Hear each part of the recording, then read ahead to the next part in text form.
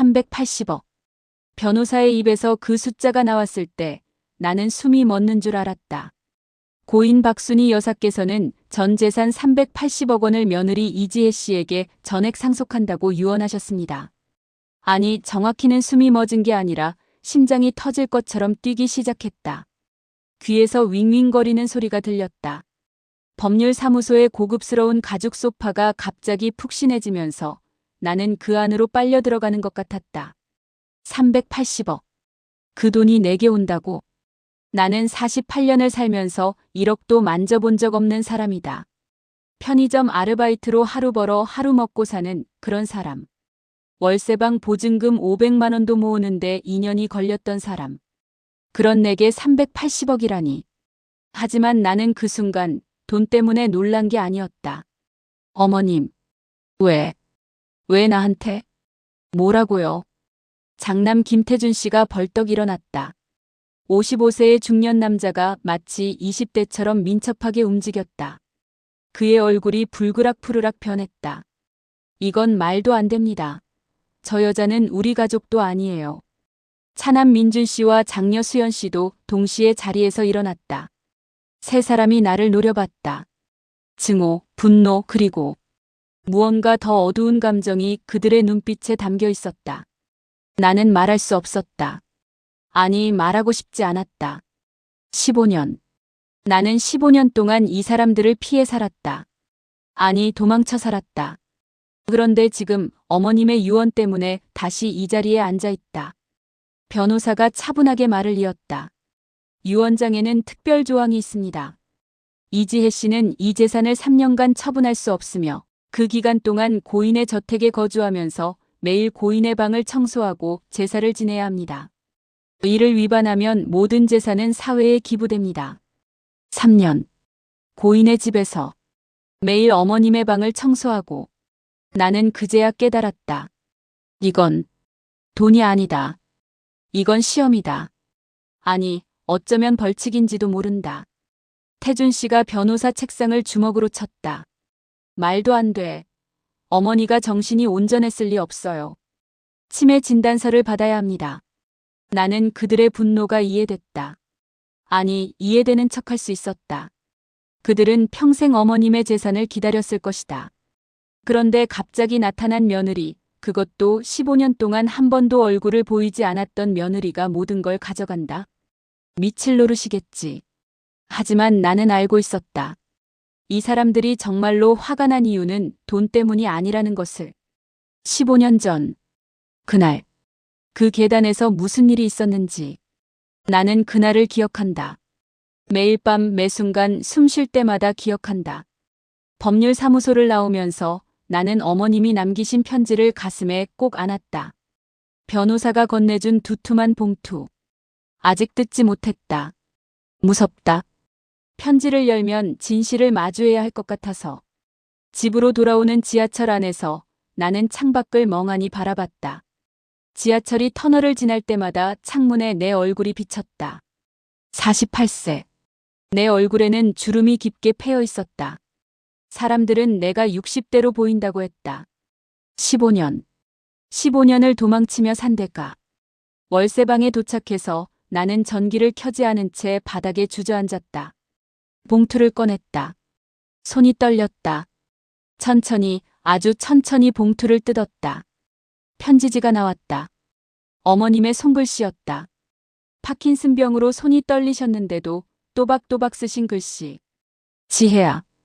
그 두 글자를 보는 순간 눈물이 터져나왔다. 미안하구나. 미안하다고. 어머님이 나한테 미안하다고. 나는 편지를 읽을 수 없었다. 눈물이 글씨를 가렸다. 한참을 울고 나서야 다시 편지를 펼쳤다. 지혜야, 미안하구나. 너를 15년이나 혼자 두고 말이야.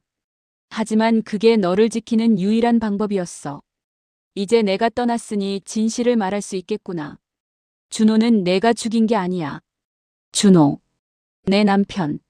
15년 전 계단에서 떨어져 죽은 사람. 나는 그날을 떠올렸다. 아니, 떠올리고 싶지 않았지만 매일 떠올랐다. 30년 전으로 거슬러 올라간다.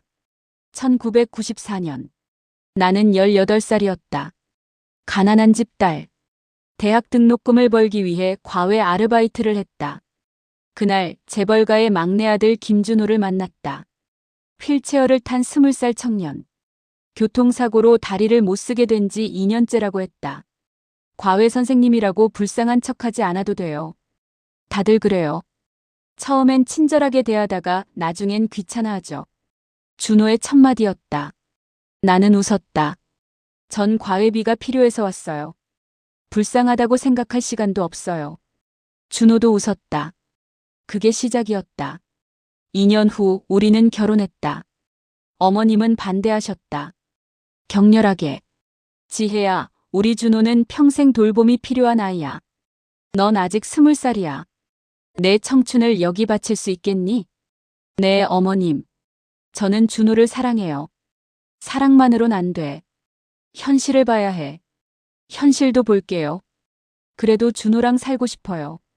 어머님은 한참을 나를 보시다가 한숨을 쉬셨다. 그래. 내가 정말 그렇게 하고 싶다면. 우리는 결혼했다. 10년. 10년간 나는 준호를 돌봤다. 아침마다 씻기고 옷 입히고 휠체어에 태우고 병원에 데려가고 약 먹이고 밤에는 몸을 뒤집어드리고. 힘들었나고? 아니, 행복했다. 준호는 나를 웃게 만들었다. 장난도 치고 농담도 하고 사랑한다고 매일 말했다. 지혜야, 나는 세상에서 제일 운 좋은 남자야. 너를 만났으니까.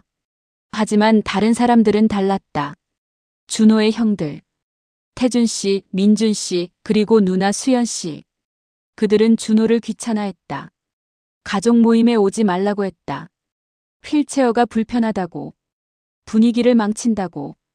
어머님은 화를 내셨다. 준호도 내 아들이야. 왜 동생을 따돌리는 거니? 엄마, 현실을 봐요. 동생 때문에 우리가 받을 유산이 줄어들잖아요. 병원비, 간병비 얼마나 들어가는데요. 태준 씨가 대놓고 말했다. 나는 그날 어머님의 얼굴을 봤다. 실망과 분노가 뒤섞인 표정. 2009년 3월 15일. 그날이 왔다. 일요일 오후였다. 준호와 나는 집에 있었다. 형들이 갑자기 찾아왔다. 준호야, 얘기 좀 하자. 태준 씨였다. 형, 무슨 일이야? 2층으로 올라와. 나는 불안했다. 뭔가 잘못될 것 같았다. 같이 갈게요. 지혜 씨는 여기 있어요. 남자들끼리 할 얘기야. 민준 씨가 나를 막았다. 나는 거실에 남았다. 하지만 계단 쪽 소리가 들렸다. 형, 무슨 말을 하려고. 넌 우리 집안의 짐이야. 태준 씨의 목소리였다. 고함이었다.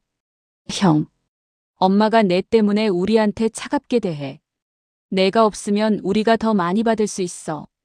형, 나는 그냥 살고 싶을 뿐이야. 그리고 쿵, 쿵쿵쿵쿵. 무언가 굴러떨어지는 소리. 나는 비명을 지르며 계단으로 달려갔다. 준호가 계단 아래 쓰러져 있었다. 피. 너무 많은 피. 준호야. 준호야. 나는 그를 안았다. 그의 몸은 차가웠다. 아니, 차가워지고 있었다. 태준 씨가 계단 위에서 내려다봤다. 그의 얼굴은 창백했다. 손이 떨리고 있었다. 나는. 그는 도망쳤다. 민준 씨도 수연 씨도 따라서 도망쳤다. 나는 혼자 남았다. 준호를 안고. 나는 전화기를 잡았다. 119를 눌러야 했다. 하지만 나는 멈췄다. 손가락이 번호를 누르지 못했다. 왜 그랬을까? 지금도 나는 모르겠다. 그 순간 내 머릿속을 스쳐 지나간 생각. 이제 자유로워질 수 있어.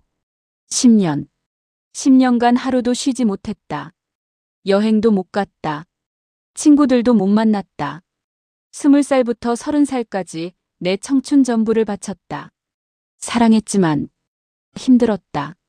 그리고 그 순간 악마가 속삭였다. 지금 전화하면 다시 평생을 그렇게 살아야 해. 하지만 조금만 기다리면. 일시간. 나는 일시간을 망설였다. 준호를 안고 그의 피가 식어가는 걸 느끼며 나는 그냥 앉아 있었다. 일시간 후 나는 119에 전화했다. 너무 늦었다. 구급대원이 말했다. 이미 사망하셨습니다. 언제 사고가 났죠? 방금요. 나는 거짓말을 했다. 경찰이 왔다. 사고사로 결론 났다. 계단에서 혼자 굴러떨어진 것으로.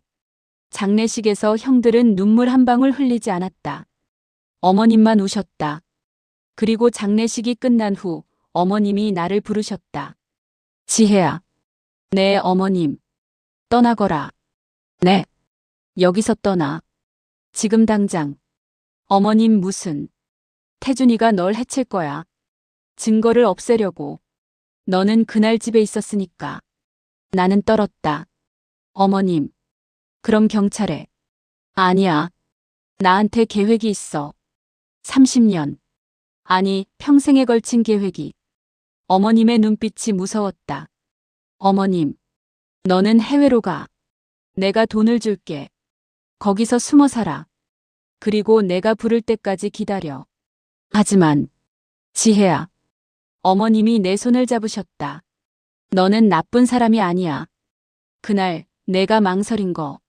나는 다 알아. 나는 숨이 멎었다. 어떻게? 2층에 CCTV가 있어. 나는 다 봤어. 태준이가 준호를 민 것도. 내가 1시간 동안 망설인 것도. 어머님. 너는 인간이야, 지혜야. 힘들었겠지. 10년이나 돌보느라. 그 순간 망설인 게 당연해. 하지만 저 때문에 준호가. 아니야. 어머님이 봉투를 건네셨다. 의사소견서야. 준호는 계단에서 떨어질 때 이미 치명상을 입었어. 내가 바로 전화했어도 살 수 없었어. 나는 그 서류를 받아들었다. 손이 너무 떨려서 글씨가 보이지 않았다. 하지만 저는 시도조차 하지 않았어요. 그건 내 잘못이 아니야. 인간의 본능이야. 그리고 지혜야. 어머님이 나를 안으셨다. 너는 10년간 내 아들을 사랑했어. 그걸로 충분해. 나는 울었다. 어머님 품에서 한없이 울었다. 이제 가거라. 그리고 돌아오지 마. 내가 부를 때까지. 나는 그날 한국을 떠났다. 15년간 나는 태국의 작은 마을에서 살았다. 한국 사람이 없는 곳. 가명을 쓰고 영어 강사로 일하며. 하지만 매일 밤 준호의 얼굴이 보였다. 왜 전화 안 했어? 꿈속에서 준호가 물었다. 미안해. 나는 매일 사과했다. 아무도 듣지 않는 사과를. 그리고 한 달 전, 어머님이 돌아가셨다는 소식을 들었다. 변호사가 나를 찾아왔다. 태국까지. 이지혜 씨 고인의 유언에 따라 한국으로 돌아오셔야 합니다. 나는 돌아왔다. 그리고 지금 이 편지를 읽고 있다. 지혜야, 이제 너는 자유야. 준호는 내가 망설인 그 1시간 때문에 죽은 게 아니야. 이미 죽어가고 있었어. 너는 15년간 스스로를 버렸어. 하지만 그건 내가 받을 벌이 아니었어.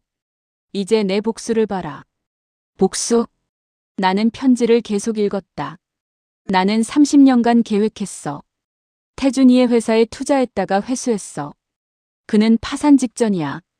민준이의 사업을 뒤에서 망쳤어. 그도 빚더미야. 수연이의 결혼을 파탄냈어. 그녀도 이혼했어. 그들은 내 재산만 기다렸어.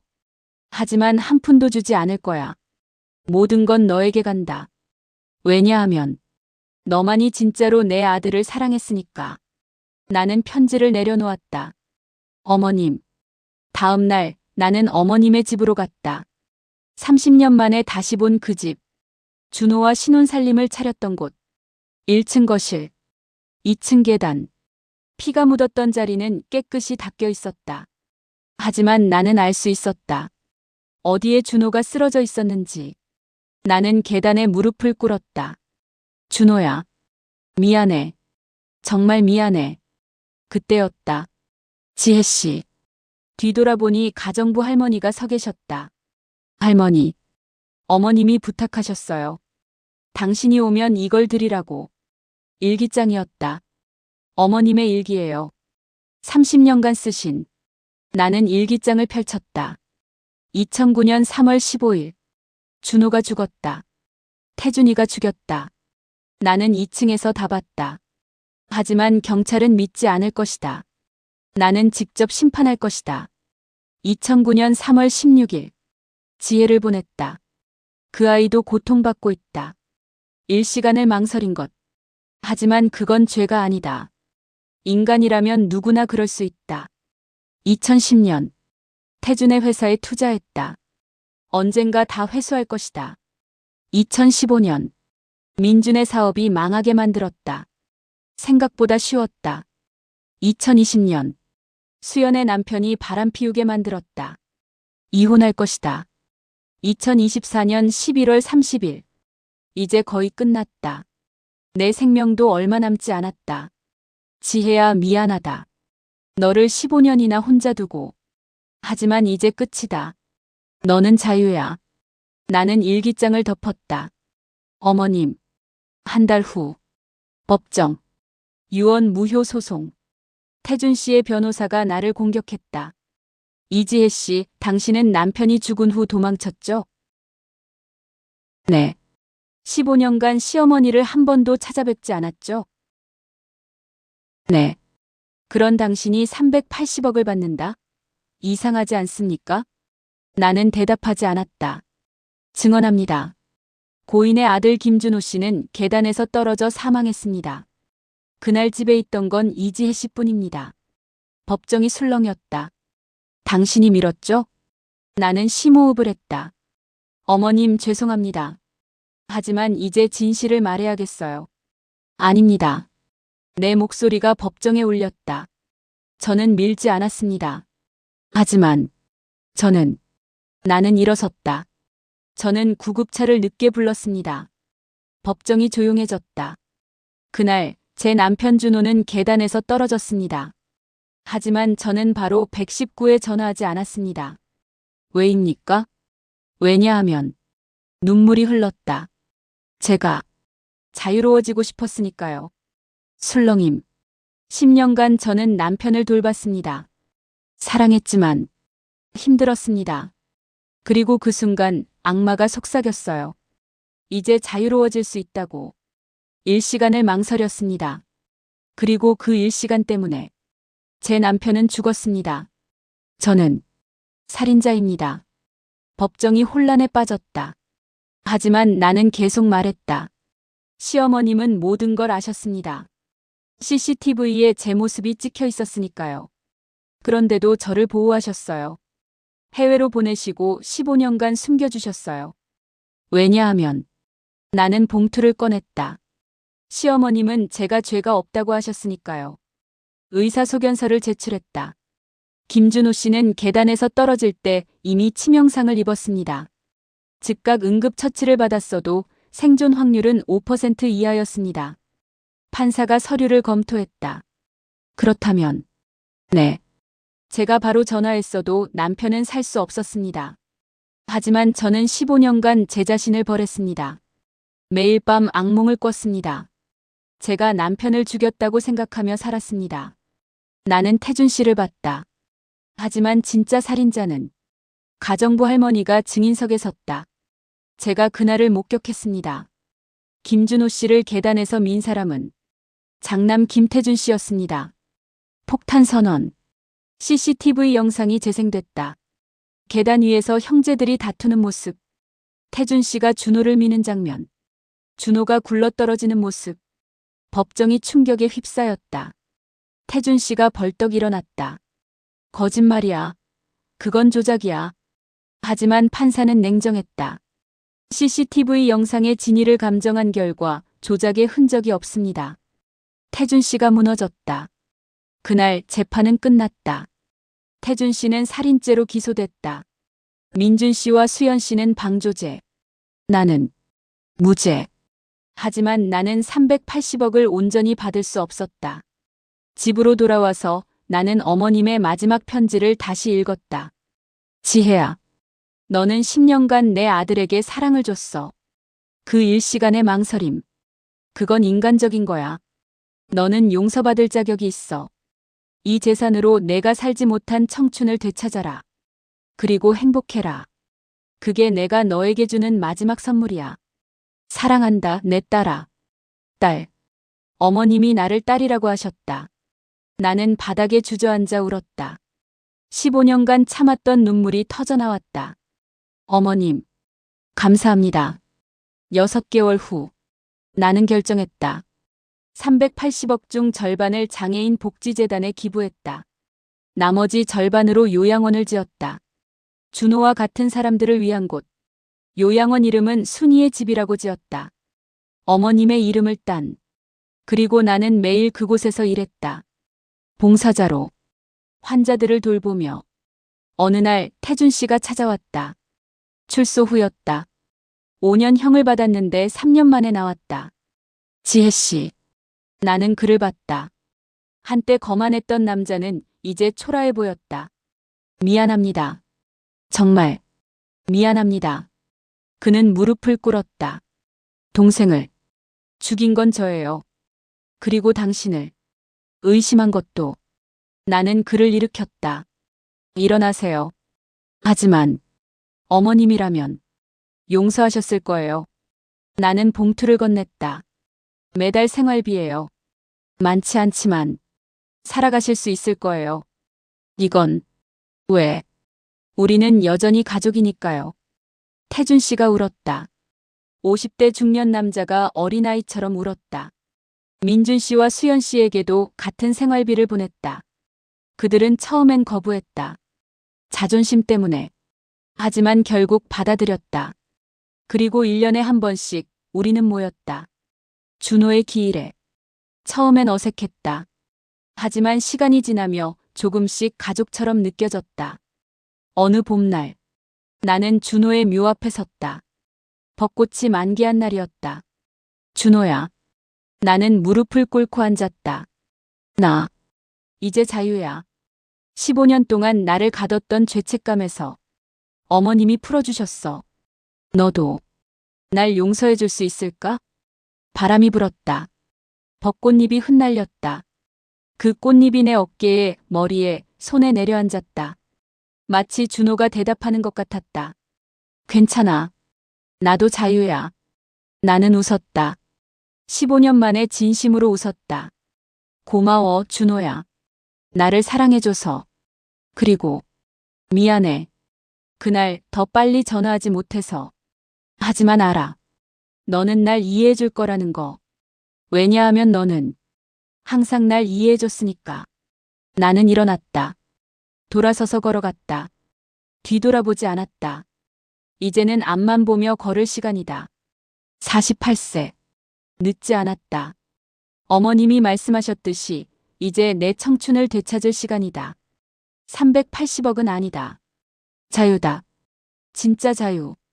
그게 어머님이 내게 주신 유산이다.